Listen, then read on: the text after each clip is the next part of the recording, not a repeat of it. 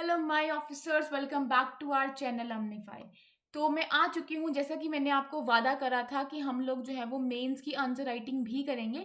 तो उसी सीरीज में आगे बढ़ते हुए तो मैं बता दूं, ये क्लासेस स्पेसिफिकली मैंने डिज़ाइन करी हैं जो लोग 26 में एग्जाम देने वाले हैं, लेकिन जो इसके आगे वाले ईयर्स में भी एग्जाम देंगे वो भी ये इन क्लासेस को देख सकते हैं। फाइन। तो अब मैं आपको रोज एक ही क्वेश्चन कराऊंगी। इन सीरीज में क्या होगा कि हम लोग पीवाईक्यूज करेंगे। तो हमारा पहला टारगेट रहेगा कि हमें 24 की GS1 को कंप्लीट करना है, और इसको कंप्लीट करने के लिए हमें कम से कम भी ना 20 जो है वो दिन लग जाएंगे। देखो, धीरे धीरे चलना है, एकदम से आपको चीज़ें नहीं खानी है। धीरे धीरे करके आपको चीज़ों को जो है वो डाइजेस्ट करना पड़ेगा। फाइन। ये करवा मैं आपको बोर्ड पे सकती थी, बट यार मेरे पास जो बोर्ड है वो छोटा है, ठीक है, इतना नहीं मैं वहाँ पे लिख पाऊंगी। तो चलो स्टार्ट करते हैं।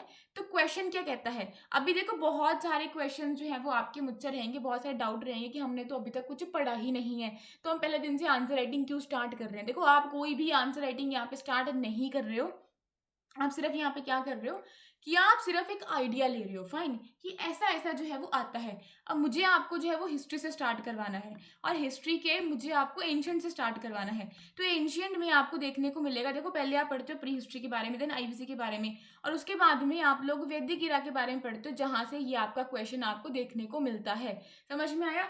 तो एकदम आपको आइडिया जो है वो होता रहेगा। अभी मैं आपको नहीं कह रही कि आपको चक लो, कॉपी पे नोट डाउन कर लो, ये कर लो, वो कर लो, कुछ नहीं। आपको सिर्फ इसको अपनी आंखों के आगे से एक बार निकालना है। तो चलो आगे बढ़ते हैं। तो क्वेश्चन क्या कहता है आपका, क्वेश्चन कहता है अंडरलाइन द चेंजेस किसके फील्ड में, in the field of society and economy. देखो, आपको क्वेश्चन को जो है वो मार्क करना पड़ेगा ऐसे करके। फाइन। 10 नंबर का क्वेश्चन है, आपको 150 वर्ड्स यहाँ पे लिखने हैं, और क्वेश्चन ये कह रहा है कि आपको अंडरलाइन करने हैं वो चेंजेस जो आपको सोसाइटी में देखने को मिले, आपको इकोनॉमी में देखने को मिले, ऋग वैदिक पीरियड से लेके लेटर वैदिक पीरियड तक। तो आ जाओ स्टार्ट करते हैं। तो सबसे पहले जी आपको देना पड़ेगा कि प्यारा सा इंट्रो। फाइन, आपको क्या देना पड़ेगा कि प्यारा सा इंट्रो जो है वो आपको देना पड़ेगा। Right. So the transition from the Rig वैदिक टू लेटर वैदिक पीरियड, ये आप मेंशन कर सकते हो। Marked significant societal and economical changes, तो ये आपने कुछ एक दो लाइन में, अगर नोटबुक में लिखोगे तो वो दो लाइनें ही बन जाती हैं आपकी, ठीक है। तो एक दो लाइन में ये आपने क्या कर दिया, ये आपने इंट्रो दे दिया, ठीक है। कि वो क्या करता है कि जो ट्रांजिशन होता है ऋग वैदिक से लेकर लेटर वैदिक तक, ये क्या होता है, एक मार्क्ड करता है significant societal and economic changes को। अब क्वेश्चन को हमने ब्रेक डाउन करा। फाइन, सोसाइटी का लिखेंगे, फिर बाद में हम लोग इकोनॉमी का लिखेंगे, देन हम थोड़ा सा वे फॉरवर्ड इसमें जो है वो दे देंगे, and then we will write the conclusion.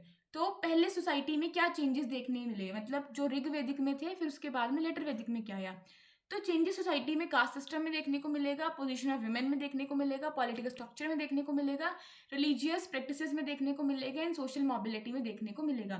तो कास्ट सिस्टम में आपको क्या देखने को मिलता है कि जो ऋग वैदिक का टाइम था बड़ा फ्लूइड था, ठीक है, इतना रिजिड नहीं था, जो डिवीजन थी वहां पे इतनी वो ठोस नहीं थी।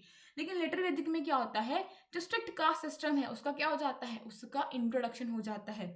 तो एग्जाम्पल में आप क्या लिख सकते हो कि जो ड्यूटीज है वो क्या बन जाती हैं, they became specific for each varna, कि जो ये वाला वर्ना है ना वो ये वाला काम करेगा, जो इस वर्ण से बिलोंग करते हैं ना वो यही काम करेगा, मतलब उस चीज को वो इतना रिजिड बना देते हैं।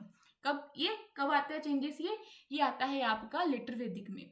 उसके बाद में जो विमेन की पोजीशन है, जो ऋग वैदिक का टाइम होता है वहां पे विमेन को ना बहुत ज्यादा फ्रीडम होती है as compared to the later Vedic. लेकिन जब लेटर वैदिक में हम लोग आते हैं, लेटर वैदिक पीरियड में जब हम लोग आएंगे, तब हमें देखने को मिलेगा कि जो विमेन का जो स्टेटस है ना वो डिक्लाइन हो चुका है। जैसे कि आपको यहाँ पे मेंशन होता दिखाई देगा सती का, the early mention of Sati. Political structure में भी आपको बहुत चेंजेस देखने को मिलेंगे। एक वैदिक में क्या होता था कि ट्राइबल रिपब्लिक्स एंड असेंबलीज आपको देखने को मिलती हैं, लेकिन लेटर वैदिक में आपको जो है वो पावरफुल किंगडम्स का इमरजेंस होता हुआ दिखाई देगा। जैसे कि एग्जांपल के तौर पे आप दे सकते हो राइज ऑफ द महाजनपद। कितने महाजनपद थे हमारे, 16 थे, ठीक है, कुछ रिपब्लिक्स थे उसमें से। रिलीजियस प्रैक्टिसेस आपको जो है उनमें भी बदलाव होते दिखाई देंगे। जो ऋग वैदिक था उसमें जो आपकी नेचर वर्शिप को बहुत ज़्यादा क्या दिया जाता था, उस पर फोकस करा जाता था।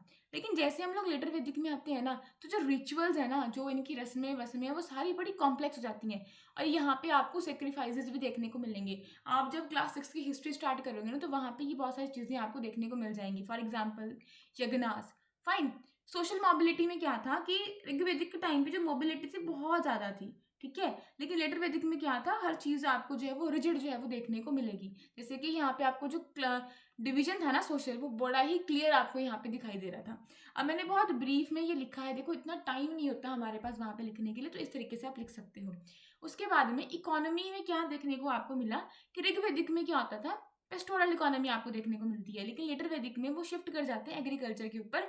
अब वो यहाँ पे आयरन टूल्स का भी क्या करना शुरू कर देते हैं, यूज करना शुरू कर देते हैं। इन्हीं आयरन की वजह से क्या होता है, आपकी जो बड़ी बड़ी किंगडम्स हैं, जो आपके महाजनपद हैं, इनका इमरजेंस आपको होता हुआ दिखाई देता है। ठीक है, अब देखो यार, पहले अगर वो पत्थर के उससे करते थे या कॉपर के उससे करते थे तो बहुत मुश्किल होता था एग्रीकल्चर करना। अब क्योंकि आयरन आ गया है तो एग्रीकल्चर बहुत आराम से होगा। ठीक है, तो ये चीज़ें आपको मैं बाद में समझाऊंगी जब मैं आपको एंशिएंट हिस्ट्री कराऊंगी। फिलहाल मेरा मकसद नहीं है यहाँ पे आपको बहुत ज़्यादा कॉम्प्रिहेंसिव वे में पढ़ाने का। उसके बाद में ट्रेड एंड कॉमर्स में भी आपको यहाँ पे चेंजेस दिखाई देंगे। ऋग्वेदिक में पार्ट सिस्टम होता था कि चीज़ के बदले चीज़, ठीक है, कुछ भी करेंसी आपको यहाँ पे देखने को नहीं मिलती थी, लेकिन लेटर वैदिक में कॉइन्स का यूज होता आपको दिखाई देगा। For example Nishka, Nishka gold coin होती थी, तो ये आपको देखने को मिलेगी। ऑक्यूपेशनल डाइवर्सिफिकेशन भी आपको देखने को मिलता है। ऋग्वेदिक में क्या होता था कि लोग फार्मिंग करते थे, या लोग जो थे वो चिरवाहे पता नहीं ये वर्ड होता है ना, पेस्ट्रलिज्म जो था ये चीज़ को करते थे। लेकिन लेटर वैदिक में क्या होता है कि जो क्राफ्ट है उसकी भी ग्रोथ हमें देखने को मिलती है, और व्यापार ट्रेड की भी हमें ग्रोथ जो है वो देखने को मिलती है। For example the rise of guilds. ठीक है, ये क्या होते हैं क्या नहीं, मैं आपको ये एनसीईआरटी पढ़ाऊंगी तब बताऊंगी।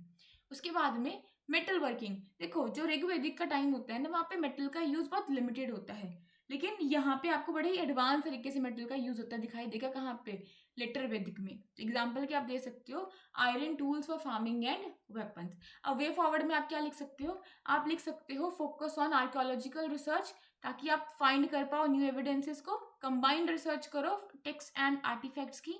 ठीक है, प्रमोट करो वैदिक स्टडीज को स्कूल्स एंड कॉलेजेस में, एक्सप्लोर करो कंपैरिजन को with other ancient civilizations, and update करते रहो फाइंडिंग्स को टू स्टे करंट। तो transition to later Vedic society led the foundation for key aspects of Indian culture and governance. तो ये आपने कंक्लूजन दे दिया। देखो पूछा सिर्फ हमसे 150 वर्ड्स का ही गया है। ठीक है, और 10 मार्क का क्वेश्चन है, तो लिमिट कितनी है हमारी, 150 शब्द है, तो कितना का बड़ा कर लोगे यार। देखो ऐसे मिलता है वहाँ पे आपको, अगर आपको मैं बता देती हूँ, अगर ये आपकी नोटबुक है ना, इसको मैं उसमें डिवाइड करूँ तो कुछ ऐसा सा करके ना आपको यहाँ पे ऐसे क्वेश्चंस देखने को मिलेंगे। देखो कुछ ऐसे जो है वो आपको शीट जो है वो देखने को मिलेगी। ठीक है, यहाँ पे आपका क्वेश्चन होगा, तो ये 2 पेजेस में आपको लिखना होगा। यहाँ पे आप इंट्रो लिख दोगे, यहाँ पे क्या लिख दोगे, इंट्रो लिख दोगे। यहाँ पे सोसाइटी के चेंजेस स्टार्ट करोगे, उसके सब पॉइंट जो है वो आप यहाँ पे लिख दोगे। ठीक है, उसके बाद में आपने स्टार्ट करे इकोनॉमी के, तो उसके सब पॉइंट्स आपने कुछ यहाँ पे लिख दिए। ठीक है, फिर यहाँ पे आप लिख सकते हो वे फॉरवर्ड, क्या लिख सकते हो यहाँ पे आप, वे फॉरवर्ड। यहाँ पे आपने वे फॉरवर्ड लिख दिया, यहाँ पे आपने कुछ पॉइंट्स दे दिए, एंड देन यहाँ पे आप क्या कर सकते हो, यहाँ पे आप अपने आंसर को कंक्लूड कर सकते हो। तो देखो ऐसे ही इतना ही शीट आपको मिलती है, ज़्यादा आपको नहीं मिलती है। तो बताना मुझे कुछ इम्प्रूवमेंट मुझे करनी चाहिए या फिर नहीं करनी चाहिए। And everyone, thanks for watching and thanks for listening. Bye bye.